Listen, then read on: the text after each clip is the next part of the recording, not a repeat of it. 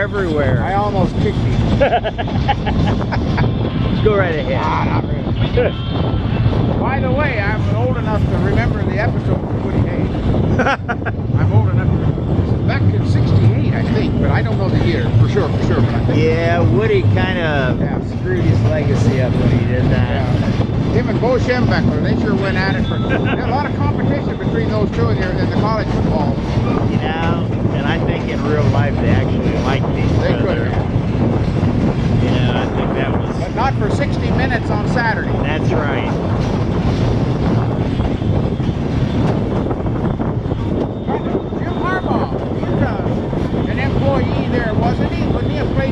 Jim Harbaugh, you play college ball at Michigan? Yes, he was a quarterback. He's a quarterback.